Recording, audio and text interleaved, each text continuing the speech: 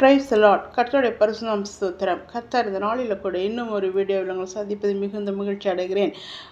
அப்போஸ்தலனாகிய யோவான் எழுதின 1 நிருபம் 2 அதிகாரம் 16 வசனம். ஏனெனில் மாம்சத்தின் இச்சையும் கண்களின் இச்சையும் ஜீவனத்தின் பெருமையுமாகிய உலகத்தில் உள்ளவைகள் எல்லாம் பிதாவினால் உண்டானவைகள் அல்ல, அவைகள் உலகத்தில் உண்டானவைகள். ஸோ இப்போ இந்த இச்சைகள் நம்முடைய வாழ்க்கையில் பெரிய பாவத்துக்குள்ளாக நம்மளை உண்டாக்குகிறது. பாவம் செய்கிறதுக்கு ஏதுவானது மிகவும் முக்கியமான ஒன்று இச்சை. இந்த இச்சை எவைகளில் இருக்கக்கூடாது என்று இந்த நாளிலே நாம் தியானிக்க போகிறோம். இந்த இச்சை எவைகளில் இருக்கக்கூடாது? முதலாவது ஆகாரத்தில் இருக்கக்கூடாது, சங்கீதம் 78:18. இரண்டாவது கண்களில் இச்சை இருக்கக்கூடாது என்று மத்தேயு 5:28 கூறப்பட்டிருக்கிறது. மூன்றாவதாக இருதயத்தில் இச்சை இருக்கக்கூடாது என்று நீதிமொழிகள் 6:25 கூறப்பட்டிருக்கிறது. நாலாவதாக மாம்சத்தில் இச்சை இருக்கக்கூடாது என்று கலாத்தியர் 5:24 கூறப்பட்டிருக்கிறது. ஐந்தாவதாக ஜெபத்தில் இச்சை இருக்கக்கூடாது, யாக்கோபு 4:3 கூறப்பட்டிருக்கிறது. ஆறாவதாக அவயங்களில் இச்சை இருக்கக்கூடாது என்று யாக்கோபு 4:1 கூறப்பட்டிருக்கிறது. ஏழாவதாக சுயத்தில் இச்சை இருக்கக்கூடாது என்று யாக்கோபு 1:14 கூறப்பட்டிருக்கிறது. எட்டாவதாக பணத்தில் இச்சை இருக்கக்கூடாது என்று 1 தீமோத்தேயு 6:10 கூறப்பட்டிருக்கிறது. ஒன்பதாவதாக மற்றவர்களுடைய பொருட்களில் இச்சை இருக்கக்கூடாது என்று உபாகம் 5:21 கூறப்பட்டிருக்கிறது. பத்தாவதாக வார்த்தையில் இச்சை இருக்கக்கூடாது என்று நீதிமொழிகள் 7:4 கூறப்பட்டிருக்கிறது. 11ஆவதாக பொல்லாங்கானவைகளில் இச்சை இருக்கக்கூடாது என்று 1 கொரிந்தியர் 10:6 கூறப்பட்டிருக்கிறது.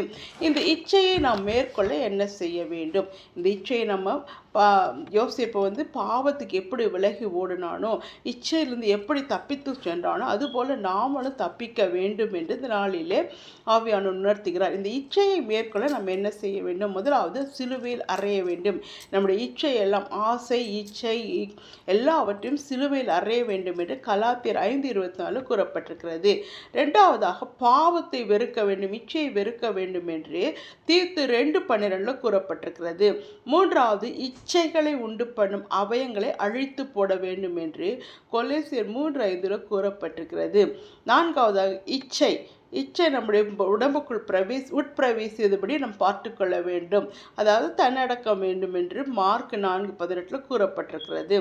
ஐந்தாவதாக இந்த இச்சையை அடக்க வேண்டும் என்று 1 கொரிந்தியர் 9:25 கூறப்பட்டிருக்கிறது. ஆறாவதாக இச்சையை விட்டு விலக வேண்டும் என்று 1 பேதுரு 2:11 கூறப்பட்டிருக்கிறது. ஏழாவதாக இச்சையின்படி பிழைக்கக்கூடாது. நம்ம இஷ்டத்துக்கு போகக்கூடாது, நம்ம மனசு மாம்சமும் நினைக்கிறதெல்லாம் செய்யக்கூடாது என்று 1 பேதுரு 4:2 கூறப்பட்டிருக்கிறது.